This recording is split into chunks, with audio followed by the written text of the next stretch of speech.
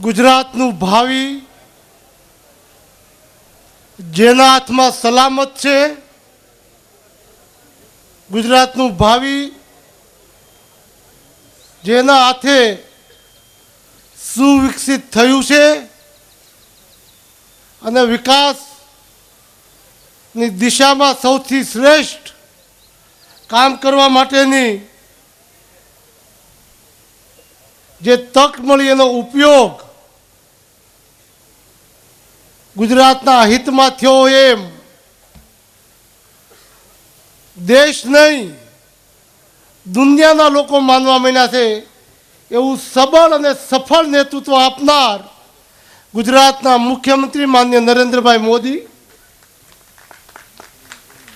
ભારતીય જનતા પાર્ટીના સંગઠનને એક તાકાતથી ગુજરાતમાં નવયુવાન ભારતીય જનતા પાર્ટીના પ્રમુખ પરસોત્તમભાઈ રૂપાલાએ જે રીતે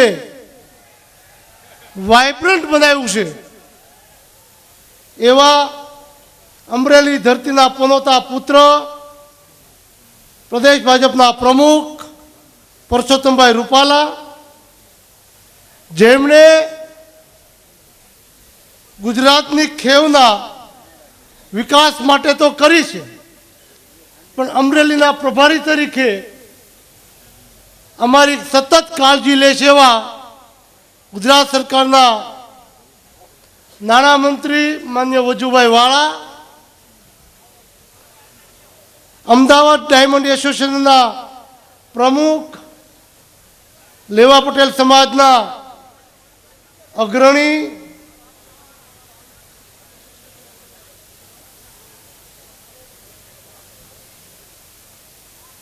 સુરતના ડાયમંડ એસોસિએશન અને બિલ્ડિંગમાં સંકળાયેલા પરસોત્તમભાઈ ધામી, વલ્લભભાઈ કાકડિયા, શરદભાઈ લાખાણી, જેમણે આ જિલ્લાની જવાબદારી શિરે ઉપાડીને આ સંમેલનને સફળ બનાવવા માટે જહેમત ઉઠાવી, મંચ ઉપર ઉપસ્થિત સૌરાષ્ટ્ર અને ગુજરાતના ભારતીય જનતા પાર્ટીના અગ્રણીઓ, સમાજના અગ્રણીઓ, યુવાન મિત્રો, બહેનો,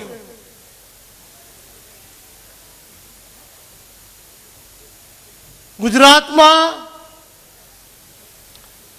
ચૂંટણી જાહેર થયા પછી ભારતીય જનતા પાર્ટીના આ મહાધિવેશનમાં આપ સૌ ગુજરાતને ફરી વખત સલામત, સુરક્ષિત અને વિકસિત બનાવવા માટે નરેન્દ્રભાઈના નેતૃત્વને સ્વીકારીને પુનઃ ભારતીય જનતા પાર્ટીની સરકાર બને એના માટે એનો સંદેશો ઝીલવા આવ્યા છે. ત્યારે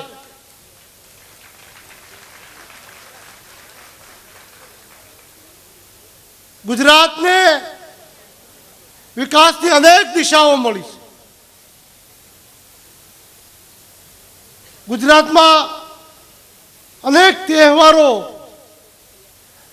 આ દેશ આઝાદ નહોતો અને આઝાદ થયા પછી પણ પરંપરાગત ઉજવાતા હતા, પણ એમાં પણ પોતાની શક્તિને કળા લગાવીને નવરાત્રિને દુનિયાભરમાં સુખ શાંતિને લાંબા પર્વ તરીકે ઉજવણીમાં નિમંત્રણ આપીને દુનિયાભરનું રોકાણ ગુજરાતમાં થાય એ દિશા આપવી એ ગુજરાત માટે નવું કદમ હતું. પતંગ જગાવતા હોઈએ, આ પ્રસંગો બાળપણથી અને વર્ષોથી જોઈએ, દુનિયાભરને આમંત્રણ આપીને એનું નાણાંનું રોકાણ અહીંયા થાય, એ દુનિયાની માંગ પરંપરાગત જે ચાલે છે એનાથી જુદી જ દિશામાં ગુજરાતના વિકાસ માટેની દિશાઓ, ગુજરાતમાં આજ દિવસ સુધી કરવેરા નાખ્યા સિવાય વિકાસ ન થાય એની માન્યતાઓ જે હતી એ નરેન્દ્રભાઈના નેતૃત્વમાં આ સરકારે એક જુદી દિશા આપી. છેલ્લા 5 વર્ષથી કોઈ કરવેરો નાખ્યા વિના દેશના અન્ય રાજ્યો જોવા આવે કે ગામડામાં 24 કલાક વીજળી મળે. સૌરાષ્ટ્રના પીવાના પાણીની સમસ્યા વર્ષોથી જે તેને ગામડું તલપાપડ થાય જોવે કે નળમાં તે પાણી ગામડામાં આવતું હશે, એના બદલે ચકલી ખોડે ને ગામડામાં પણ પીવાનું પાણી મળે. ગ્રામ્ય વિસ્તારમાં તે પાકા રોડ હોતા હશે તો ગ્રામ્ય વિસ્તારમાં રોડની સુવિધા મળે, ઇન્ફ્રાસ્ટ્રક્ચર મળે. 24 કલાક લાઇટના કારણે નાના ઉદ્યોગો ગ્રામ્ય વિસ્તાર તરફ આકર્ષાઈને કામ થાય. અનેક પ્રકારની દિશાઓ વિકાસની દિશાના દ્વાર નરેન્દ્રભાઈએ ખોલ્યા છે. ગુજરાતની જનતા એ ભૂતકાળમાં પણ વિકાસને સમર્થન આપ્યું છે, વિવાદને ક્યારેય સમર્થન આપ્યું નથી. અને વિકાસ થાય ત્યારે કેટલાક વિવાદો પોતાના હાથમાંથી કાંઈ મોનોપોલી સરકતી હોય ત્યારે વિવાદમાં સર્જવા પ્રયત્ન કરે છે. ગુજરાતની શાણી જનતા છે. નરેન્દ્રભાઈ, અમારો જિલ્લો તો એટલો શાણો છે કે આ જિલ્લામાંથી દેશ દુનિયામાં ગામે ગામથી વિદેશમાં જઈને વસાશે. ત્યારે વિદેશમાં જ્યારે જાય ત્યારે જ્ઞાતિવાદ કરતા રાષ્ટ્રવાદને મહત્વ આપીને રાષ્ટ્રનું હિત શેમાં છે વિચારતા થયા. અને રાષ્ટ્રનું હિત વિકાસમાં છે. એક ખેતરમાં કામ કરતા કરતા વિદેશ પહોંચીને રાષ્ટ્રહિતની ચિંતા કરે છે. ત્યારે આપની વાત સાથે આપણે જોયું હશે કે અમેરિકાએ જ્યારે વિઝા ન આપ્યા ત્યારે અમેરિકામાં આપનું લાઈવ પ્રવચન સાંભળવા માટે દેશવાસીઓ જે થનગનતા હતા, એ દેશવાસીઓ થનગનતા હતા, એમાં આ જિલ્લાના લોકો અગ્રતાભેર આપની આ વ્યવસ્થા થાય એના માટે આ વ્યવસ્થામાં અગ્ર રહીને કામ કરતા હતા. આપનો સંદેશો ઝીલવા માટે અહીંથી તે અમેરિકા સુધી લોકો થનગની રહ્યા છે. આપની વાણી વાણી નહીં, મંત્ર હોવાના કારણે મંત્રમુગ્ધ થઈને વિકાસની દિશાઓ ખુલે છે. અને એના કારણે અમારા ગ્રામ્ય વિસ્તારનો જિલ્લો છે અને લોકો એવી માન્યતા માનતા થયા. કારણ કે કવિ કલાપી એ અમારા જિલ્લાના હતા. એમની વાત બાળપણથી બધા ભણ્યા છે. રાજા ખેતરે જાય છે ખેડૂતની, અને શેરડીના હાઠા ઉપર જ્યારે કાપવા માટે પહેલી દાંતળીએ રસ નીકળે છે અને બીજી દાંતળીએ જ્યારે રસ નથી નીકળતો ત્યારે રાજા ઉપર શંકા કરે છે. એ વાત કવિ કલાપીની આ જિલ્લાની છે. અને એના કારણે આ જિલ્લાના લોકો માનતા થયા છે, વાત કરતા થયા કે હવે તો નરેન્દ્રભાઈની સરકારે ગુંડાઓને દેશવટો નથી દીધો, દુષ્કાળને પણ દેશવટો દીધો છે.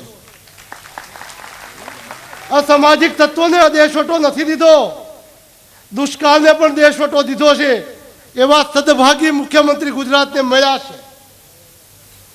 અને એવા સદભાગી ગુજરાતને મુખ્યમંત્રી મળ્યા હોય ત્યારે ગુજરાત એના હાથમાં સલામત છે, દિવાસળી ચાપનારના હાથમાં નથી. અને એટલા માટે તો સાધુ સંતો ગઈકાલે કહે છે કે તક સાધુથી ચેતજો. સાધુ સંતો પણ બોલવા માંડ્યા છે કે હવે તક સાધુથી ચેતજો. આવી પરિસ્થિતિમાં જ્યારે ગુજરાતની દિશાઓ ખીલી છે અને એમાં અમરેલી જ્યારે પધાર્યા ત્યારે અમરેલીની આ પવિત્ર ભૂમિ એવી છે કે આ ભૂમિ ઉપર જે કોઈ સંકલ્પ લે